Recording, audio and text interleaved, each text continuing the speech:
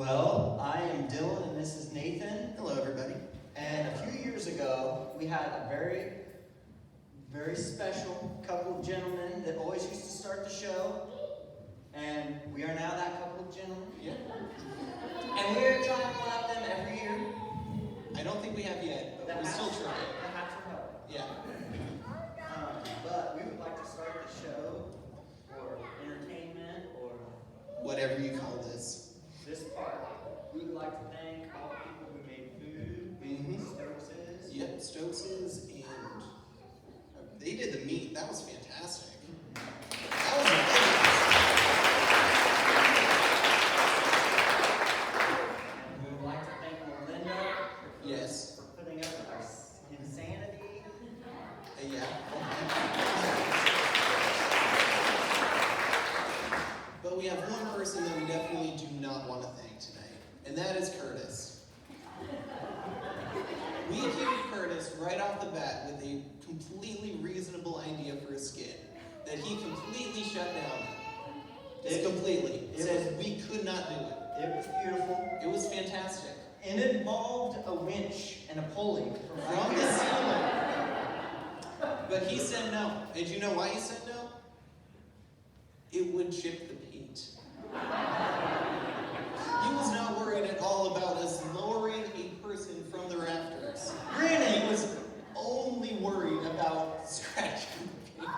Granted, we're all youth group kids and we'll bounce. Yeah, Probably.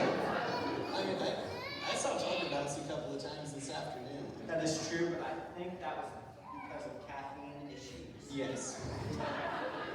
Well, we would like to read you a couple announcements that we found on the internet that were very wrong. But very real. These came out of real church bulletins. Would you like to start? I shall start.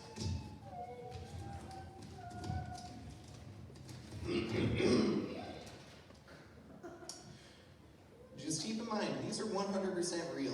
They have to be. They haven't. Remember in prayer the many who are sick of our church and the community. Low self-esteem support group will meet Thursday. Please use the back door. Miss Charlene Mason sang, "I will not pass this way again," giving obvious pleasure to the congregation. Ooh. That's kind of hurt. Weight Watchers will meet at 7 p.m. at the First Presbyterian Church. Please use the large double doors at the side entrance. Ouch.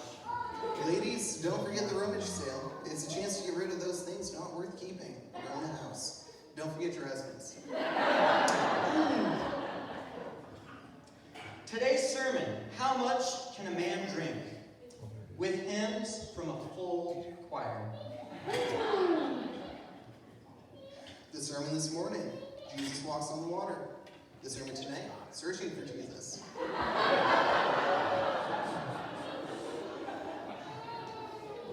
Next Sunday, Mrs. Venison will be soloist for the morning service.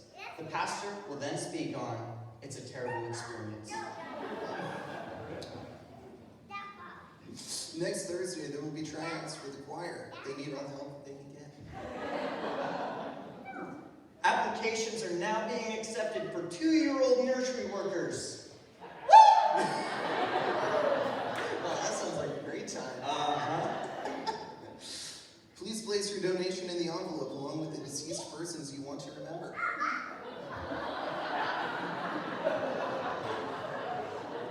Oh no. Let us join David and Lisa in the celebration of their wedding and bring their happiness to a conclusion.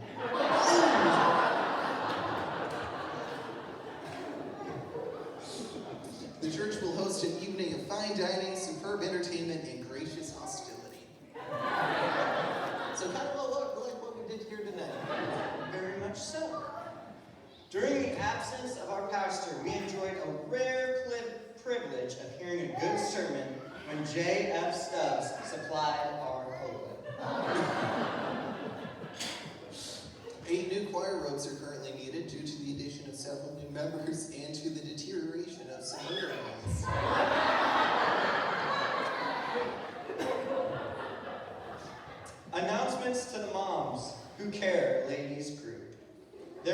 no moms who care this week. Oh.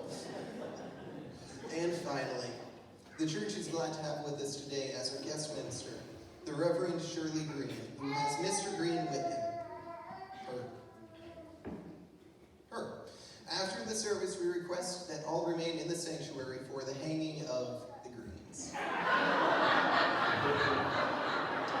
And with that, ladies and gentlemen, we take our bow and let the festivities commence.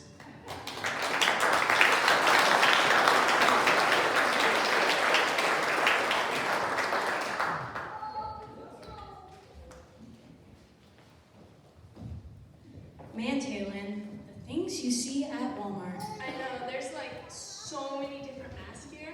There really are. Oh my goodness, I love that floral one. Oh, that one's cute. Do you think it'll be with my flannel? Like it would go with flannel? Good question. Oh, or you have basic black. Oh, A little too goth. yeah, I don't think I'd do that. Yeah. Oh, the outlaw. Oh, she looks like she's gonna go rob a stagecoach. Oh, no worries. There's the cowboy. Oh, there. Yeah. Tucked up, it's fine.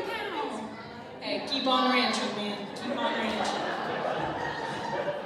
Oh, she must be a crafter. Oh, I bet she got the Dazzler for Christmas. I hope she doesn't breathe any of those in. Oh, Can he even see? Sir, I think your car's that way. Yep. Yep. Oh, a race car. Oh, do you think she got out of a real race car? Yeah.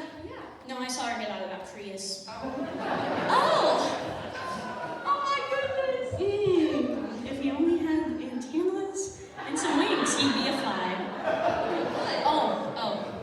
Oh my goodness. Mm. No, I can't even look. No. That's so creepy. No, look at the eyes. Don't look at the eyes, actually. Don't look at the eyes. Don't look at the eyes. Oh, that one's creepy. I don't think he gets the concept. No. It's, no. Yep. Isn't that Jalen? Aren't we going over there for supper tonight? Oh. We got plans, Yeah, right? I think we're busy. Yeah, I think we're gonna have to cancel. Is that like Casey's napkin under there? I don't hell no, it's duct tape. Yeah. Oh, they must have rode together. I hope he needs a taco pizza. Yeah, I know, it's probably good. Oh, here's another one. The creativity. Hey, I hope he has some sprinkles coming out. Keep on keeping on, sir. Oh, no, it's not. It is. What are you wearing? Dylan. It's a pair of underwear, and they're only slightly used. Oh, Dylan. We don't know him.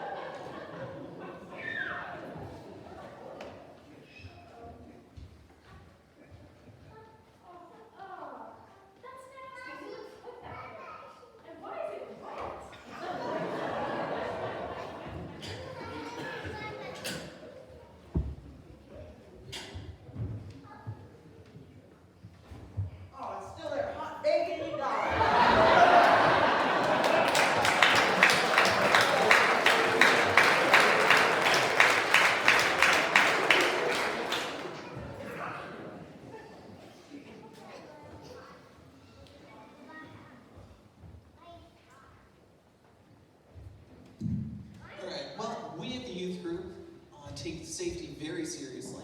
And in the light of a recent uptick in pickpocketing in the surrounding area, we've decided to put on a little PSA on pickpocketing, how it happens, and maybe we can find out how to prevent it.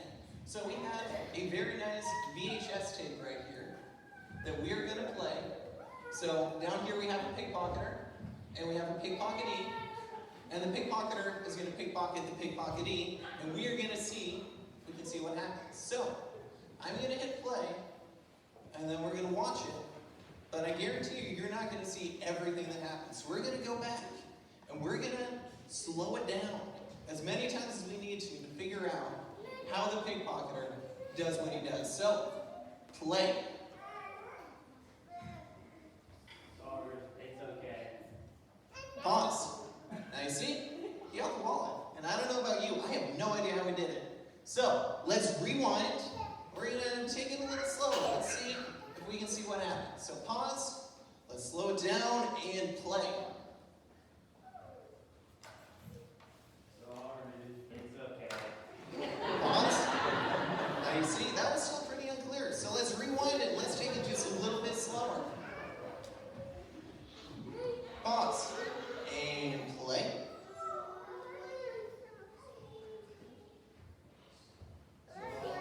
It's okay. Pause. Now you see, some details are coming out here that are not visible to the naked eye. So let's rewind. I think we need to go just a little bit slower. All right. This is as slow as we can go. If we can't see what's going on, I don't think we'll ever be able to. So slow it down all the way and play.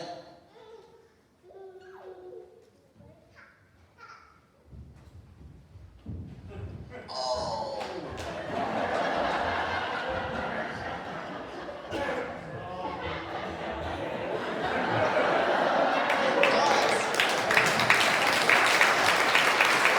That's how pickpocketing works, ladies and gentlemen.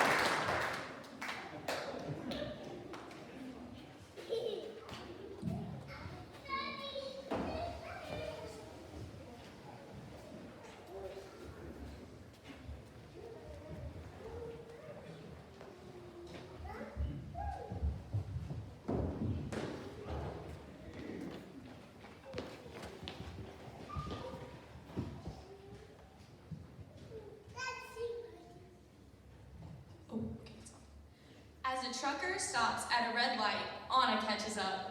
She jumps out of her car, runs up to his truck, and knocks on the door. The trucker lowers the window, and she says, "Hi, my name's Anna, and you're losing some of your load." The trucker ignores her and proceeds down the street.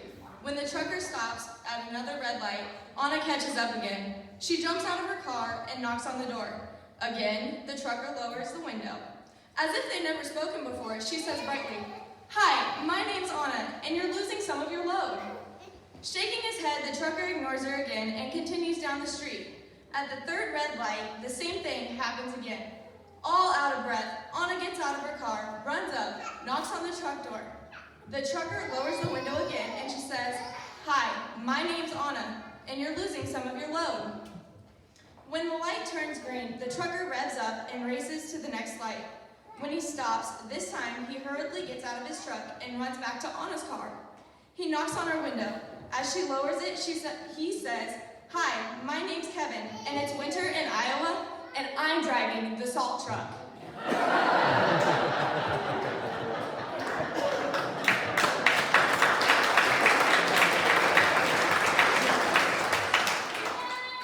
There's some pretty famous family feuds in the past. Maybe you've heard of the Hatfields and the McCoys, but none of those rivals are like the ones that we have here in youth group. It's the Larsons versus the Davids.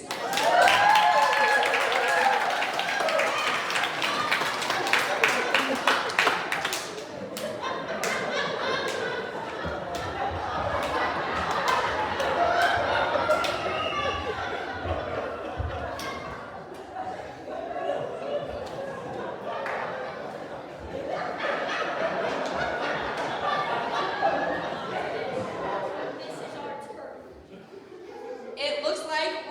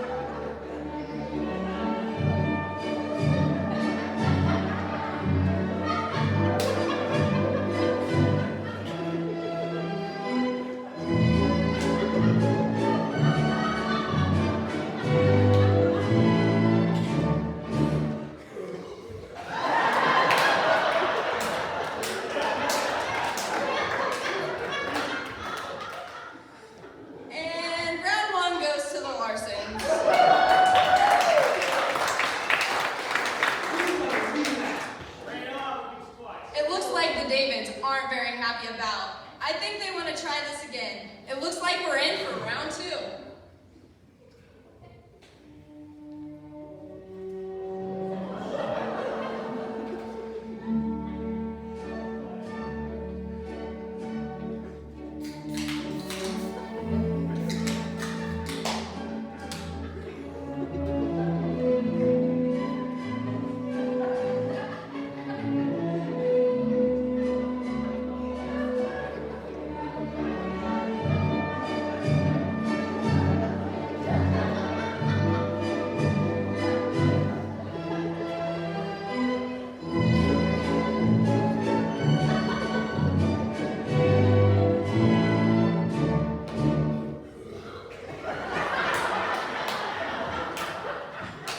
Another win for the Larsons!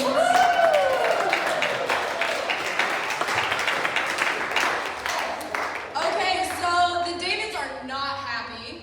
They're going all in. It looks like it's going to be double or nothing, winner takes all.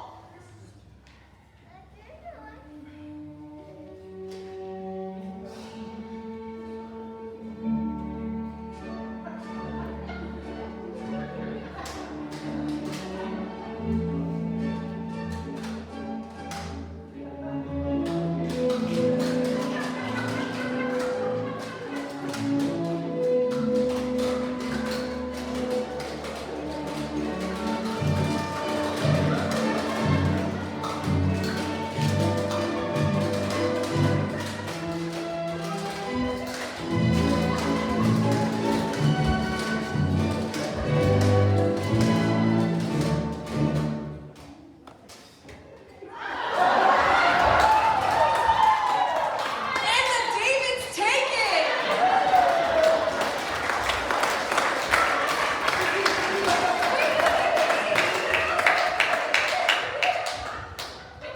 Cheers.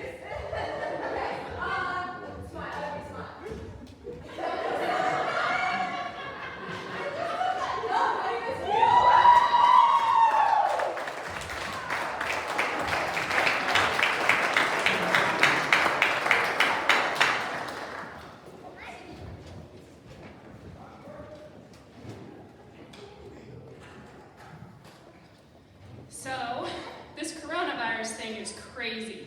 I stopped at the grocery store on the way home. I've seen all the news, lots of Facebook pictures of empty shelves, but I was not prepared for this madness. There's like a line of 5 people by the frozen goods aisle trying to buy a pizza. So, I decided to go get some ramen. I know it's not the best, but it keeps forever, and I've been perfecting my authentic ramen recipe. Sure enough, there's an even longer line there, and only 2 packets per person. And there's literally a whole aisle of shelves that's just instant ramen. Plastic wrap from the boxes is on the floor, and the person picking out their 2 packs is being very indecisive. There's a decent-sized group waiting, so I head to the cleaning products aisle. This is where it gets crazy. One store employee is tearing open bulk bags of toilet paper, giving 1 roll to each customer. And there's another employee putting Clorox wipes in baggies. 5 for $1. The aisle is packed, shopping carts clacking together. So I decide to just go get some Kool-Aid, or fruit punch, or whatever. There is no punchline.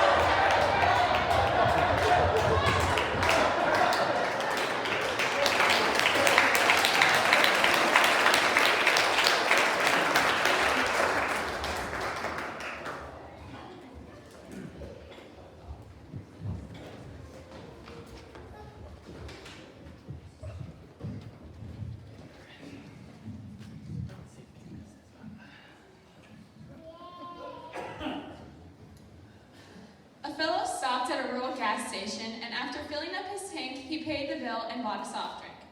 He stood by his car to drink his cola, and he watched a couple of men working along the roadside. One man would dig a hole 2 or 3 feet deep and then move on. The other man came along behind and filled in the hole. While one was digging a new hole, the other one was 25 feet behind, filling in the old. The men worked right past the fellow with the soft drink and went on down the road. "I can't stand this," said the man, tossing the can in the trash container and heading down the road toward the men. Hold it, he said to the men. "Can you tell me what's going on here with this digging?" "Well, we work for the county government," one of the men said. "But one of you is digging a hole and the other is filling it up. You're not accomplishing anything. Aren't you wasting the county's money?" "You don't understand, mister," one of them said, leaning on his shovel and wiping his brow. "Normally, there's 3 of us. Me, Will, and my brothers Robbie and Sean.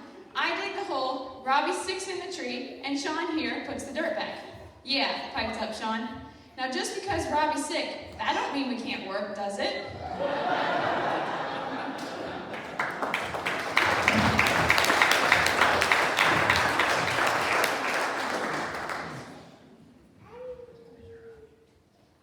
Okay, now it's time for Silly Songs with Pastor Ron. The part of the show where Pastor Ron comes out and sings a silly song. Our curtain opens as Pastor Ron, having just finished his morning bath, begins his daily exercises. First, he touches his toes. Then some body twists. A few sit-ups.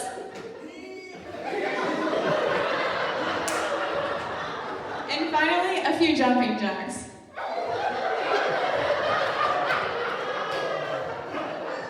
Feeling good about himself, he stands in front of the mirror and does his morning dance. Who knew a Baptist had those dance moves? Then he reaches for his hairbrush, but it isn't there. Pastor Ron cries out in shock and disbelief.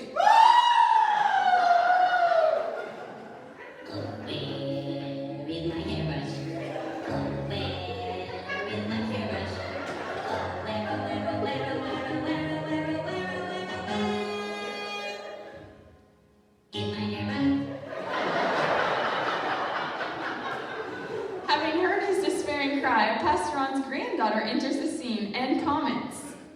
"But Grandpa, why do you need a hairbrush? You don't have any hair." Pastor Ron is taken aback. The thought had never occurred to him. No hair? What would this mean? What will become of him? What will become of his hairbrush? Pastor Ron wonders. No hair for my hairbrush. No hair for my hairbrush. No hair, no hair, no hair, no hair, no hair, no hair, no hair, no hair, no hair. For my hairbrush. And Pastor Ron is despondent.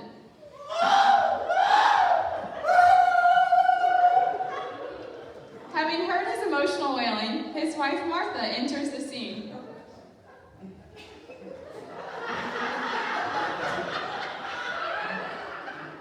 What is wrong? Grandpa doesn't have any hair, and he can't find his hairbrush. Oh, that old hairbrush?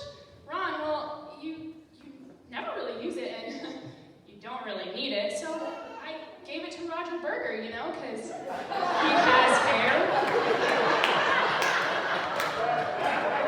Pastor Ron is shocked. Feeling a deep sense of loss, Pastor Ron stumbles back and laments. Fair, oh my hairbrush. Not fair, my poor hairbrush. Not fair, not fair, no hair, not fair, no wear, no hair, not fair, not fair, not fair. My little hairbrush. Having heard his lament, Roger Berger himself enters the scene,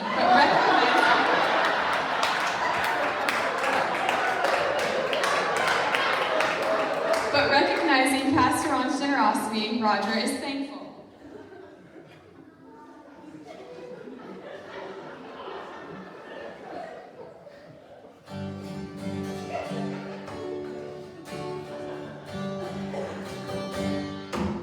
Thank you for the hairbrush.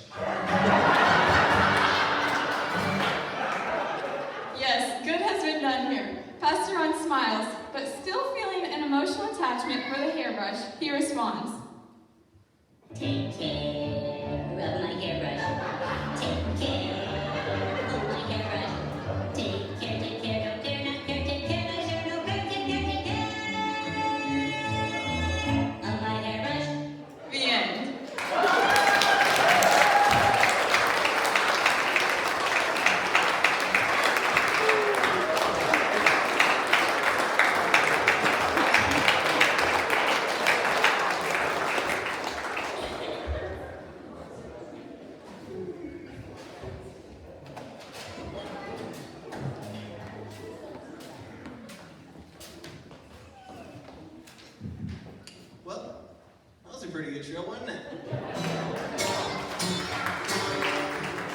So, I've been tasked with killing a little time while everybody gets back up on stage. This is a part of the show where we like to come out and sing a little song as a group. So last year, we tried something new. We called it the Tweet Song. And people seemed to like it, so we decided to do it again because we couldn't think of anything else. So this year, we decided to change it up a little bit. This is called the Joke Song.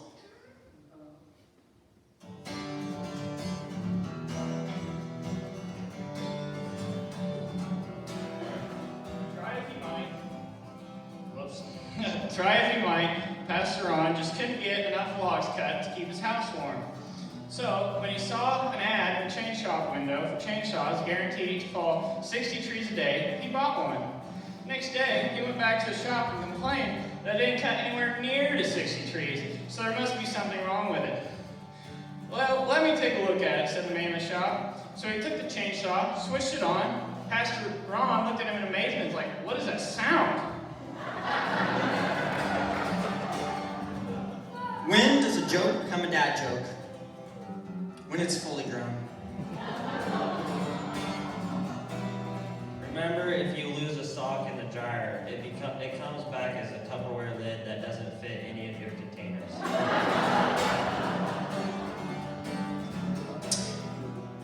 I was addicted to hokey pokey, but I turned myself around. What do you call a Frenchman wearing sandals? Philip Floppy.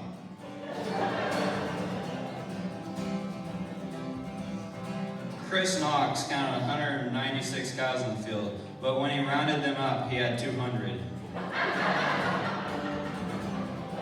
What rock group has 4 guys who can't sing or play instruments? Mount Rushmore.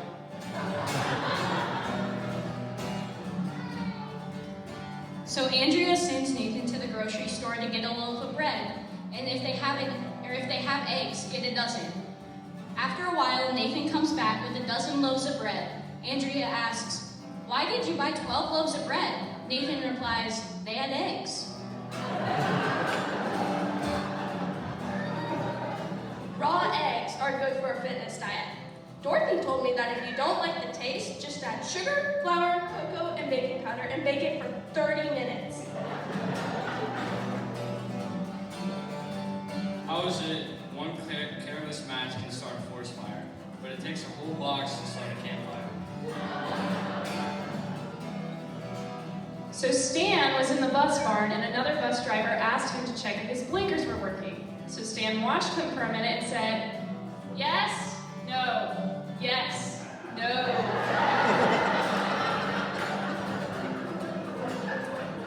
My teacher told me I'd never amount to much because I procrastinate so much.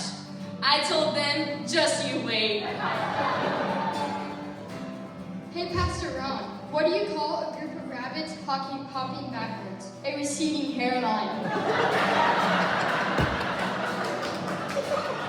Why did Pastor Ron put a rabbit on his head? Because he wanted a head of hair. So Darren and Jamie went fishing. Darren came back just fussing and fuming. He said, "I'm never going to take my wife fishing with me ever again. She did everything wrong, got nothing right. She talked too much, made the boat rock constantly, tried to stand up in the boat, baited the hook wrongly, used the wrong lures, and worst of all, she caught more fish than me." Chris and Carrie were watching the news when the newscaster said 6 Brazilian men died in a skydiving accident. Carrie starts sobbing. "That's horrible." Confused, Chris replied, "Yes, dear, but they're skydiving. There's always a risk involved." After a few minutes, Carrie was still sobbing, and she asked, "How many is a Brazilian?"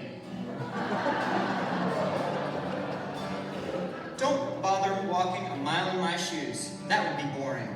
Spend 30 seconds in my head. That'll freak you out. I run like the winded. Craig startled his next-door neighbor with his new power tools. He calmed him down by saying, "It's just a drill." I'm not saying Pastor Ron is losing his hair, but each day it takes him longer to wash his face.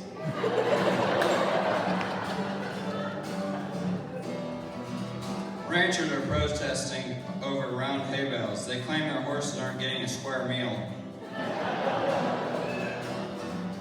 I hear music coming from my printer. I think my paper's jamming again. So Craig and Curtis were working on the church side by side. After a few hours of working, Craig noticed that Curtis was looking at every nail, then dropping about half. Craig asked, "Why are you wasting those perfectly good nails?" Curtis answered, "They're facing the wrong direction."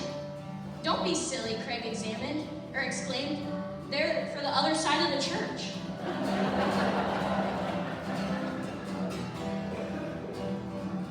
I've just written a song about tortillas. Well, actually, it's more of a rap. You're sitting in public and a stranger takes his seat next to you. Just stare straight ahead and say, "Did you bring the money?" Why are chickens so awesome? Because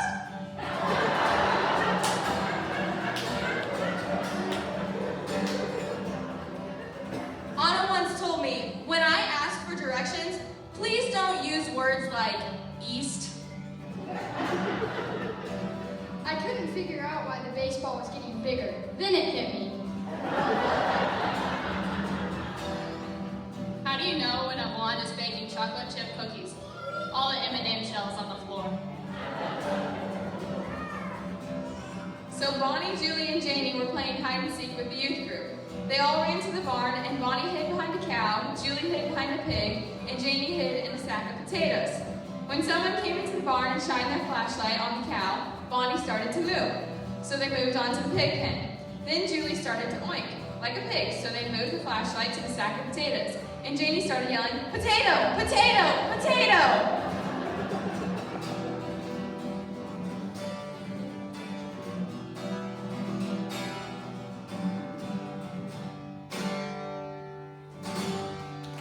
Thank you all for killing me.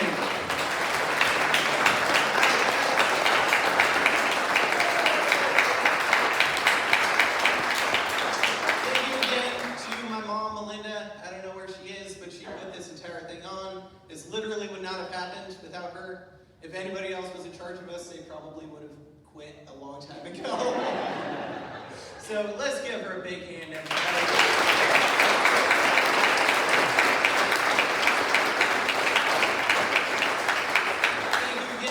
Stokes for providing the meat and the church for providing the building. Drive safe, everybody. Wear your seatbelts and have a good night.